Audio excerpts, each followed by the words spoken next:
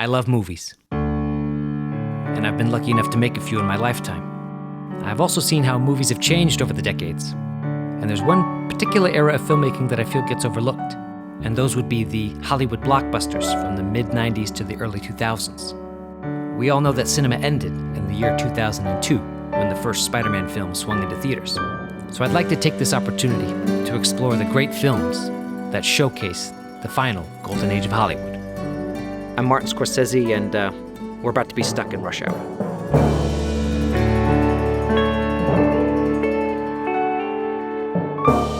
A note to the viewer. This program contains what some might consider to be spoilers, but I guarantee that nothing can spoil this perfect film. This is merely an enhancement, and my own opinion. I think about the title to this film a lot, Rush Hour. At first I thought it was something arbitrary, but the more I thought about it, that there's actually one scene that takes place during rush hour, during this time of day, this gridlock time, and it's the inciting incident of the story. This scene sets up the conflict for the entire film. The villain, Jun Tao, kidnaps the daughter of the Chinese consulate. He has his goons masquerading as police and redirecting traffic. This leads Sun Yi to her ultimate fate. Just rush hour. But she doesn't go easily. She kicks, she claws, and screams through the whole ordeal, putting up a fight that leaves Jun Tao bloodied and angry. And you could argue that this film is doing the exact same thing. It's kicking, clawing, and screaming, trying to preserve a more traditional way of doing action films. As I dive more into the films from this 5-year period, 1996 to 2001, I realized that the broader narrative has to do with Hollywood abandoning the craft of old for more modern techniques. I mean, not only have all the movie studio moguls gone extinct, being replaced with corporate CEOs, but the way in which movies are being made is changing as well. It's all becoming more corporate. What I love about this era is the advent of DVDs and supplemental materials. And as I start looking through the DVD for Rush Hour, I see what a lazy production this is. The menu doesn't even move, and there's only a couple things on it. But what I stumbled upon is this featurette. It's a 40-minute featurette, very lazily assembled. It's almost just long-form interviews and behind-the-scenes footage loosely connected through white text. It's at first I was very unimpressed with how it was put together, but then I found this very interesting clip of Jackie Chan talking, and I'd like to play that for you now. I know everything about movie except computer, blue background, special effect. That I don't know. So when I look at American movies, nothing to learn, because even you give me a machine. When I look at Jurassic Park, look at Terminator 2, I don't know how can they make this kind of movie. You see the old Gene Kelly's movie, I Sing the Rain. See how long the shot? About like 3 or 4 minutes. You know, you cannot miss anything.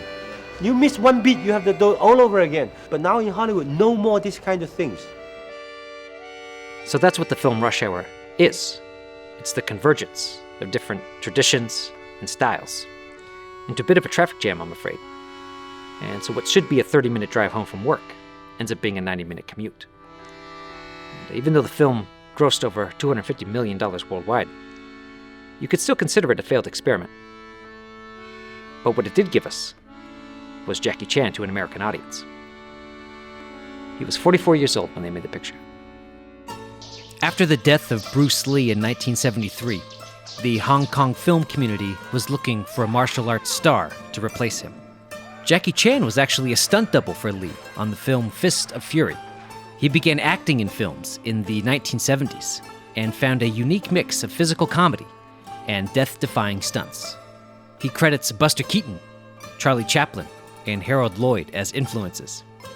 He even paid direct homage to Lloyd's film Safety Last by recreating the famous clock tower stunt in his own movie. Here's your chance. Show me what you got. In the 90s, he had done a few films in the United States, like Mr. Nice Guy and Rumble in the Bronx, but they were dubbed in English. This place really looks wonderful. This place is huge. If you need help, I stay longer.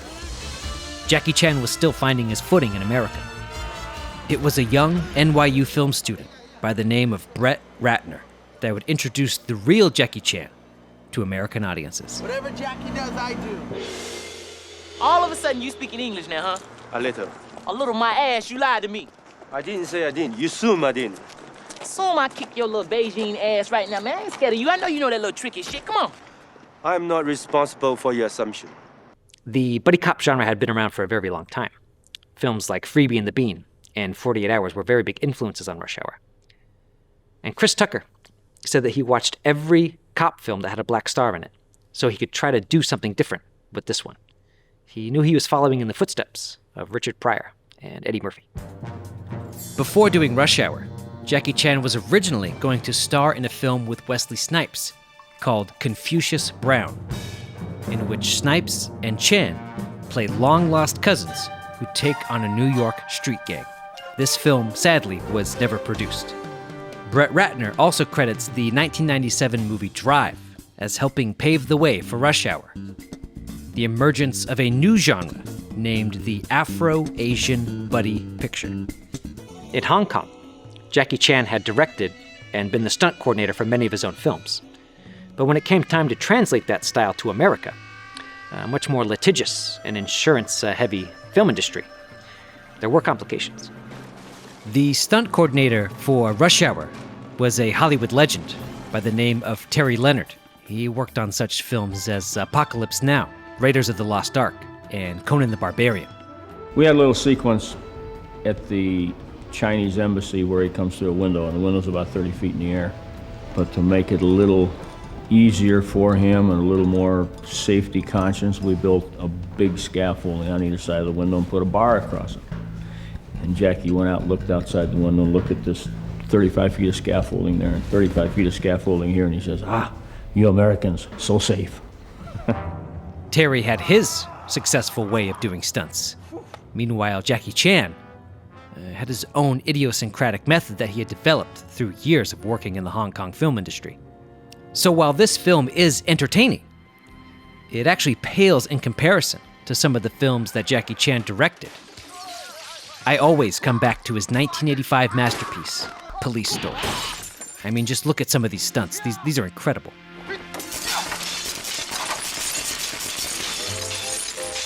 He was also influenced by Fred Astaire and incorporated many on-location props and furniture into his fight sequences. Luckily, this trademark carried over into Rush Hour. Another one of Jackie Chan's signatures is dusty feet. This is something that Chan adds to his kicks for greater visual flair. But there is a secret formula for making this dust exactly right, and he would not share it with the American production team behind Rush Hour. As you watch these many fight sequences, know that all of these henchmen are actually on Jackie's stunt team. According to Brett Ratner, when Jackie Chan was not working with his stunt people, he was a little more conservative in the fight sequences. Well, we can see that in this pool hall scene. I don't want trouble.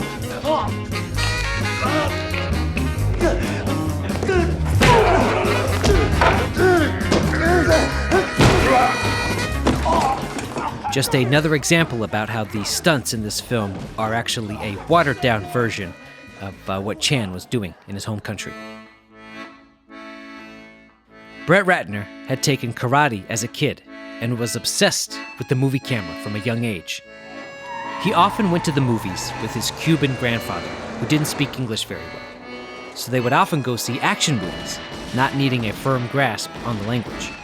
He made his first feature film, Money Talks, at the age of 26 years old, much like another young prodigy, Orson Welles, who was the same age when Citizen Kane was released.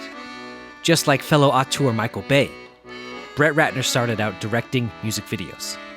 He made videos for primarily black artists like Wu-Tang Clan, D'Angelo, and Mary J. Blige. This is actually where he met Chris Tucker when directing a video for Heavy D and the Boys.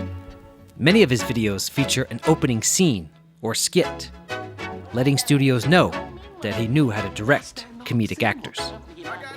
Now, when it came time to make his second feature, Ratner wanted to keep the same formula, the unlikely duo, Chris Tucker being a very important part of that formula. But he wanted to replace the Charlie Sheen character with another one of his movie heroes. That was Jackie Chan. It was his job to personally convince Jackie Chan to do the movie. So he flew to South Africa, where Chan was shooting a film, and brought the Rush Hour script with him. Now, Jackie Chan has been making movies longer than Brett Ratner has been alive, so he was a little intimidated by this. But he showed Chan a copy of his first movie, Money Talks, and Jackie Chan loved it. He knew that Ratner understood story. He said, Brett, Hong Kong directors don't understand story. They understand action. You understand story. You do story, I do action, okay? Brett Ratner had a vision for these two to star in the movie together, but Tucker and Chan didn't see it that way at first. Supposedly, when they first met, they had a very hard time understanding each other. Do you understand the words that are coming out of my mouth? On one hand, Chan didn't speak English very well. And on the other hand, Chris Tucker spoke so quickly that Chan had a hard time comprehending what he was saying. Ratner knew this was a perfect recipe for comedy. He wanted the combination of physical comedy from Chan and verbal comedy from Tucker. He knew that the whole movie relied on the chemistry between these two men. So tell me something about saying. Who's saying? Saying. Why you ask some dialogue? Why you ask something I don't know? The dialogue scene coming up, I'm really scared. The fighting scene for me, okay, I'm thinking. If I know today, I turn on the page, there's a lot of dialogue scene, the whole night I cannot sleep. Ratner smartly encouraged him that it didn't need to be perfect, that his character was a fish out of water Hong Kong detective, so if he spoke perfect English, it wouldn't be believable anyway. My daddy once caught a bullet by his bare hand. No bullshit. Say it again, with his bare hand. My daddy once caught a bullet with his bare hand. No bullshit. You see, Brett Ratner was a very smart young director. When it came time to filling out his crew, he surrounded himself with a bunch of Hollywood legends to increase the quality of the production and learn a lot along the way. He hired Adam Greenberg to be the cinematographer. He shot both of the Terminator films. And he hired Lalo Schifrin to do the score. He composed such iconic music as the theme to Mission Impossible, the Bullet soundtrack, Dirty Harry, and Enter the Dragon. Enter the Dragon is Ratner's favorite movie because it combines his two favorite things, martial arts and blaxploitation. The film also employs the use of a legendary Chinese martial artist and an up-and-coming black action star. Rush Hour pays many other homages to Enter the Dragon. We have two villains with scars on their face. We have Han's bodyguard and Jun Tao, our main villain of Rush Hour. An obvious homage is that the name of Jackie Chan's character in Rush Hour is Lee. The villain in Enter the Dragon is named Han. In Rush Hour, it's Counsel Han's daughter that gets kidnapped. And as mentioned before, the score for both films was done by Lalo Schifrin. Now, while Brett Ratner was very inspired by the kung fu movies of the 60s and 70s, he wanted to avoid their aesthetic trappings. He said that he wanted to shoot a comedy like a thriller. So if we look at Enter the Dragon as an example, he didn't want to have any snap zooms. He didn't want to rely on any English dubbing. There is an opportunity. He didn't want to use slow motion or over-the-top sound effects during fight sequences. He wanted to shoot it in a realistic way, having the action play out in real time. This would enhance the martial arts and the dangerousness of the stunts being performed. He was also very conscious to get a PG-13 rating, so he avoided some of the extreme violence seen in movies of the 70s. You see, when Ratner was choosing scripts, he knew that Rush Hour was not very good. In fact, when he met with Jackie Chan, he said, "Look, I know the script sucks, but I can make it better." So what did he do? How did he make it better? He actually used an old technique that many of the masters did in Hollywood. Let's look at Humphrey Bogart as an example of this. He's worked with some of the greatest directors of all time, like John Huston and Michael Curtiz, but he was insistent on rewriting his dialogue to make it sound more like him. He's looking at you, kid. By adapting the film to the actor, you often get a stronger, more natural-feeling film. Chris Tucker was no exception to this. He often improvised and rewrote some of his dialogue. Which one of y'all kicked me? $50 million? And who you think you kidnapped, Chelsea Clinton? The basic setup of the film is that Chris Tucker is a loudmouth and reckless LAPD agent. He's essentially punished by his department. They give him a bogus assignment of having to babysit Jackie Chan's character, His name is Lee. an elite Hong Kong inspector who's brought to America to help solve the case of Counsel Han's missing daughter. The FBI doesn't want Jackie Chan getting in the way, so they assign Chris Tucker to be his handler. Tucker quickly catches on, and his grandiose visions of being a federal agent are quickly deflated. Congratulations, Carter. Looks like you finally got yourself a partner. Most of the early conflict in the film has to do with the racial tension between Tucker and Chan. The mix of black culture and Chinese culture is not only funny, but it's poignant. Never touch a black man's radio, boy. You can do that in China, but you can get your ass killed out here, man. Now, Brett Ratner has been exploring racial tension and caricature for a very long time. As I was exploring the Rush Hour DVD, I did find this interesting Easter egg, an early film of Ratner's that apparently he does not want you to see. Please, please, please do not show this to anybody else because I do not want anybody to see this. One of my first short films. Okay, boss. I'll be back in a couple of hours and he'll be dead. I wanted to do a little short where the dialogue did not match the mouth. Oh, the phone. I think it's behind me. Oh, here it is. Okay, the number 86472. You're so lazy. I'm gonna hit your face now. As you can see from watching clips of this early Ratner movie, he was never afraid of exploring race in his films and pushing the envelope. What's up, my nigga? But as the film progresses and they make legitimate headway on the case, these two cops from different backgrounds learn that they have more in common than they think. Your daddy was a policeman? 15 years, LAPD. My father was also a policeman. Now, what I find very interesting about this scene is that this is actually a reshoot. As they got towards the end of the production, the assistant director asked Ratner if he wanted to go back and reshoot anything. He felt they didn't quite nail this important scene, the empathetic linchpin that connects these two outsiders. My daddy'll kick your daddy's ass all the way from here to China, Japan, wherever the hell you from, and all up that Great Wall, too. Don't talk about my father. Don't talk about my daddy.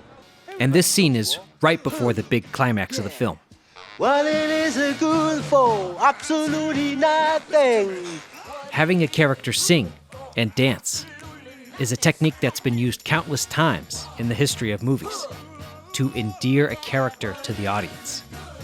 You may not know this, but Jackie Chan is actually an operatic trained singer. He would often sing the theme song for the movies that he directed in Hong Kong. So the same way Tarantino couldn't resist having Travolta dance in Pulp Fiction, Ratner couldn't resist having Chan singing a few bars in Rush Hour. But this song choice is not arbitrary. War. What is it good for? Absolutely nothing. At the heart of it, Rush Hour is really a film about patriotism, blind duty. You think about the atrocities that have been done in those names. At its heart, Rush Hour is really an anti-war film.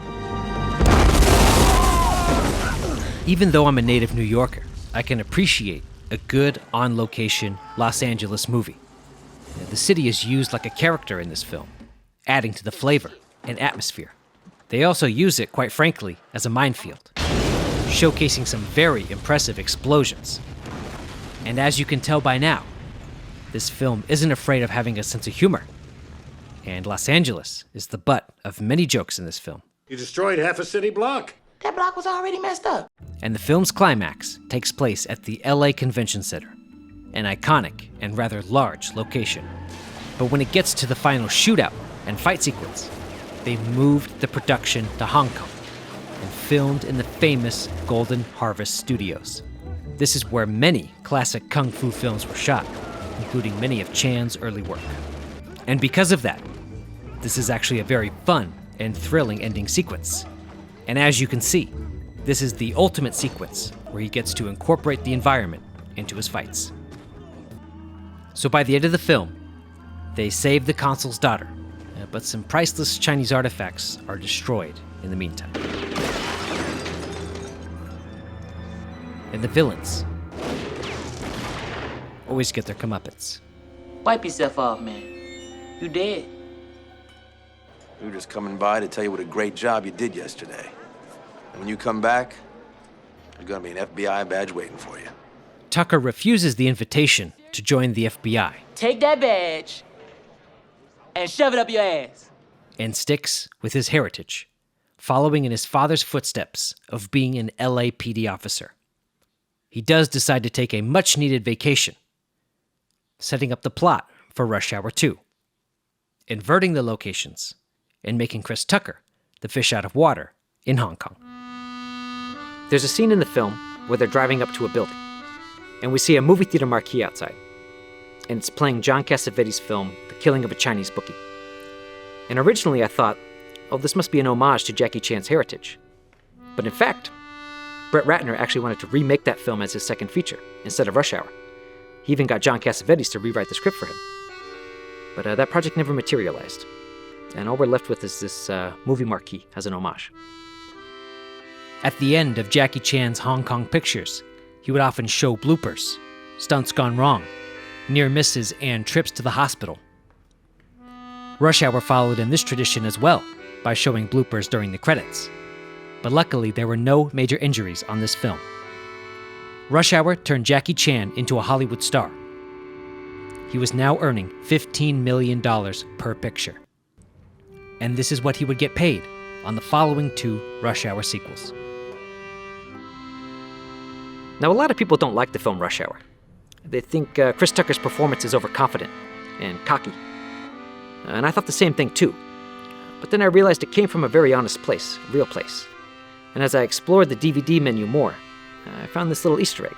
And it's Brett Ratner telling a story from when he was in college at NYU.